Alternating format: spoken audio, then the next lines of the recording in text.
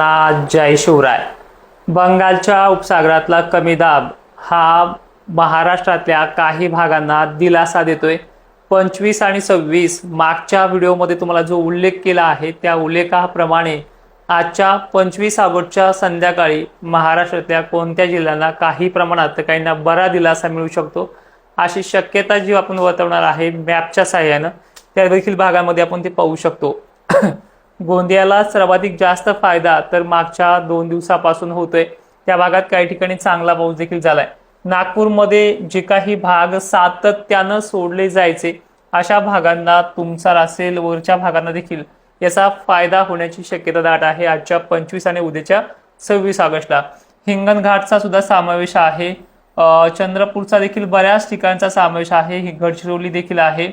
नागपूर वर्धा अनेक ठिकाणी आहे। सर्वदूरची व्याप्ती या दोन्ही जिल्ह्यांना नाहीये, पण अमरावती वर्धा वगैरे भागांना आज संध्याकाळपर्यंत चान्सेस भरपूर आहेत। आजची आणि 25 आणि 26 तारीख ही ह्या जिल्ह्यांसाठी पोषक ठरू शकते।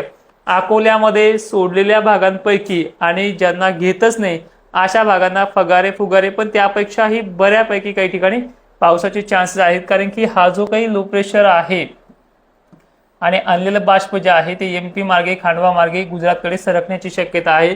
गुजरातपर्यंत जाऊन ते निवडू शकतं, पण जाताना हे जे काही त्याचे टार्गेट एरिया आहेत, अकोला असेल, बुलढाणा जिल्हा असेल, खामगाव आहे, निळ्या रेषेखाली थोडं भागभर आहे, म्हणजे भोकरदन, जाफराबाद, कन्नड, सिल्लोड, इकडे मलकापूर, बोदवड, मेहकर हे जे काही लाल रेषेखाली आणि निळ्या रेषेखाली येणारी शक्यता आहे ती बरी पाहायला मिळते। त्यानंतर याचा परिणाम हा गोल रिंगण असलेल्या भागात तर बरा आहे, मॉडेलनुसार हे चित्रीकरण आहे।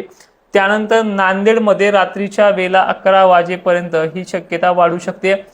लातूरचा देखील काही टार्गेट एरिया आहे, अहमदपूर, उदगीर, सावंतवाडी आणि अशा देलगूर परिसर, रेणापूर परिसरामध्ये शक्यता आहे। सर्व दूर नाही, पण काही गावखेड्यांना इथे फायदा होण्याचे चान्सेस आहेत। आता हा झाला विदर्भाचा आणि खानदेशचा शेड्यूल, म्हणजे धुळ्यापर्यंत मजल मारेल तो 2 दिवसामध्ये, म्हणजे आजची 25 आणि उद्याची 26 ह्या तारखेपर्यंत। नाशिकला याचा काही परिणाम होईल का, तर नाशिकला आज ढगांची रेलचेल जास्त वाढेल आणि ज्या आभाळाचे स्पेल येतात, पट्ट्या येतात त्या खूप मोठ्या असणार आहे आणि तिथे काही ठिकाणी थोडे शावर रेन म्हणजे स्मॉल मॅन्डेट रेन सारखी परिस्थिती पाहायला मिळू शकते। एकदम फॉगर रेन किंवा हलका ते मध्य आपल्या मराठी भाषेमध्ये सरळ तिथे पाहायला मिळते। छत्रपती संभाजीनगरचे उत्तर भाग, कन्नड, सिल्लोड, वजापूरमध्ये काही ठिकाणी, गंगापूरमध्ये मोजक्या ठिकाणी, तर जालन्यामध्ये काही ठिकाणी याचा जोर थोडा वाढू शकतो। म्हणजे इतर दिवसाच्या तुलनेमध्ये हा इथे फरक आज संध्याकाळपर्यंत पाहायला मिळू शकतो। रामनगर पट्टे, मंठा पट्टा, परतूर पट्टा देखील आहे। घनसावंगीमध्ये काही मोजक्या भागांमध्ये आहे। बीडमध्ये याचा परिणाम मोठा नाहीये, सोलापूरमध्ये मोठा नाहीये, अहिल्यानगरमध्ये मोठा नाहीये, पण आभाळाच्या फळ्या थोड्या अधिक ह्या 8 दिवसात जेवढ्या नाही आल्या तेवढ्या येण्याची शक्यता दाट आहे। त्यामुळे कदाचित थोडा वाढ इथे पाहायला मिळू शकते, पण सर्वांना हा दिलासा नाहीये। दिलासा राहू शकतो विदर्भाला आणि खानदेशला बऱ्यापैकी। मराठवाड्यामध्ये मोजक्या ठिकाणी, परभणी साईडला देखील बरा दिलासा काही ठिकाणी मिळू शकतो। हे असं याचं चित्रीकरण पाहायला मिळतंय।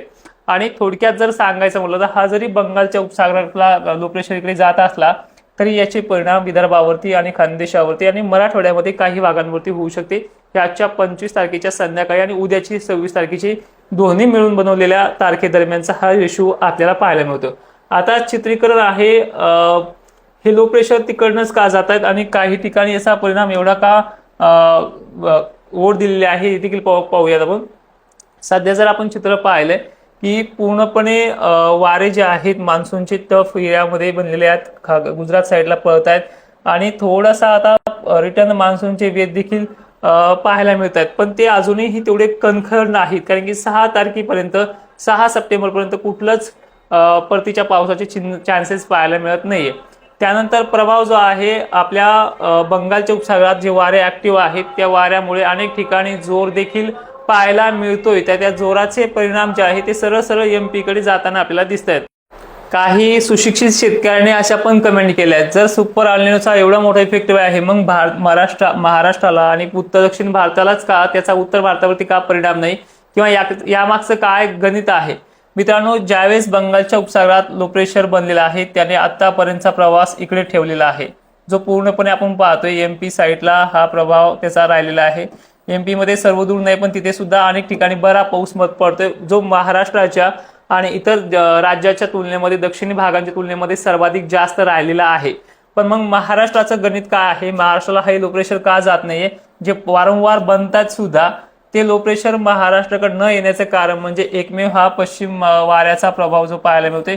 हे वारे पूर्णपणे इथल्या भागामध्ये वातावरण सकाळ किंवा संध्याकाळच्या पिरियडला थंड ठेवत चाललेलं आहे, तिथे टेम्परेचर निव्वळ नॉर्मल आहे। IOD सुद्धा याच गोष्टीमुळे पॉझिटिव्ह होत नाही आणि त्याचा प्रभाव इथे पाहायला मिळतो। हे वारे जोपर्यंत ऍक्टिव्ह आहे तोपर्यंत हे सर्व लो प्रेशर्स इकडे जातील। आता पुन्हा सुद्धा 4, 5, 6 ला एक लो प्रेशर महाराष्ट्राकडच्या दिशेने म्हणजे MP आणि महाराष्ट्राच्या बाउंड्रीच्या लगत भागांना सरकताना दिसते। तर त्याचा प्रभाव थोडा आता जसं की हे लो प्रेशर MP कडनं जाते त्याचा थोडासा खाली आहे, जे 5-6च्या दरम्यान बनणारा लो प्रेशर आहे त्याचा प्रभाव MP आणि महाराष्ट्राच्या बाउंड्रीवरती आहे। त्यामुळे कदाचित या लो प्रेशरमुळे हे चित्र थोडंसं पालटू शकतं।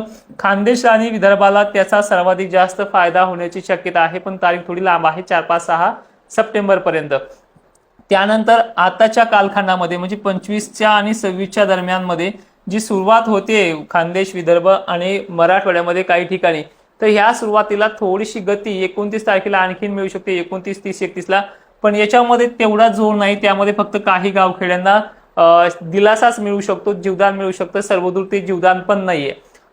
JFS मॉडेलनुसार 4-5 दरम्यान जे बनणारं लो प्रेशर आहे हे अजून तरी टिकाऊ दिसते, जे विदर्भ आणि खानदेशच्या बाजूने जाताना आपल्याला पाहायला मिळते। पण त्या लो प्रेशरमुळे अजूनही त्याचा प्रवास ठरलेला जरी नसला तरी त्याचा आणखीन परिणाम हा खानदेश विदर्भातल्या शेतकऱ्यांना दिलासाच देणारा ठरेल, कारण की 3 दिवसापासून आपण त्याच्या पाठीमागे आहे, त्या लो प्रेशरचं पूर्ण डिटेल्स काढण्याचा प्रयत्न चालू आहे।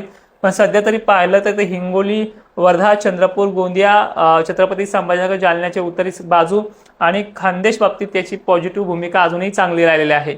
मग हे जे का आहे सुपर अल्निनोमुळे जे होतंय हे सुधारणार नाही का, तर थोडीशी पॉझिटिव्ह चान्सेस असे आहेत की रिटर्न मान्सून 12 ते 15 सप्टेंबरच्या कालावधीमध्ये चिन्ह स्पष्ट दिसत आहेत आणि त्यामुळे या काळामध्ये ही परिस्थिती चांगली सुधारू शकते। आणि विशेषतः शेवटपर्यंत का होईना जे गरमीची लेवल आहे हे आता कालपासून अनेक भागांमध्ये वाढायला पाहायला मिळालेले। जालन्यामध्ये देखील काल काही ठिकाणी विजा पाहायला मिळाल्या, मेहकरमध्ये परवाच्या दिवशी विजा पाहायला मिळाल्या, म्हणजे थोडेफार पॉझिटिव्ह चान्सेस असे आहेत की गरमीची लेवल काल पासून 24 तारखेपासून काही ठिकाणी 23 तारखेपासून संध्याकाळची वाढायला लागली। त्यामुळे रात्रीच्या वेळेच्या वातावरणामध्ये थोडा फरक पडायला लागला, जे पूर्वेकडनं ट्रान्सफर होतंय अशा प्रकारे। त्यामुळे जो भाग पूर्व विदर्भ आहे तो विदर्भाला कव्हर करण्यामध्ये आणि मराठवाड्यातल्या नांदेड पट्ट्यापर्यंत, परभणी पट्ट्यापर्यंत कव्हर करण्यामध्ये यश होऊ शकतं। हे 2-3 पॉझिटिव्ह चिन्ह आहेत आणि येणाऱ्या काळामध्ये गरमीची लेवल जर टिकून राहिली तर ढगांचं मल्टिप्लेक्शन कनेक्शन चालू राहील। ढगांमध्ये 80 मायक्रॉन एवढी बाष्पकणांची जाळी जी पाण्याला पोषक राहते ती बनण्याची शक्यता दाट राहते। आणि आता ह्या व्हिडिओमधून फक्त एवढी तथ्यता आहे की आज 25-26 ला काही भागांना दिलासा मिळू शकतो, जो विदर्भ आणि खानदेशसह मराठवाड्यातल्या तुरळक भागांमध्ये आहे। पश्चिम महाराष्ट्र आणि दक्षिण महाराष्ट्राला जेमतेमच पावसाची शक्यता राहील। त्यानंतर ही परिस्थिती हळूहळू थोडी सुधरत जाईल, पण एवढीही सुधारणार नाही की ज्यामुळे सगळ्याच महाराष्ट्रात विहिरीच्या वगैरे पाण्याचा हा होऊन जाईल, जो काही आपण अपेक्षा करतोय। पण आता सप्टेंबर महिन्यामध्ये ही सुधारणा पाहायला मिळते मॉडेलकडनं, ती सुधारणा आपण पुढच्या व्हिडिओमध्ये पाहूया। तोपर्यंत सर्वांना जय शिवराय।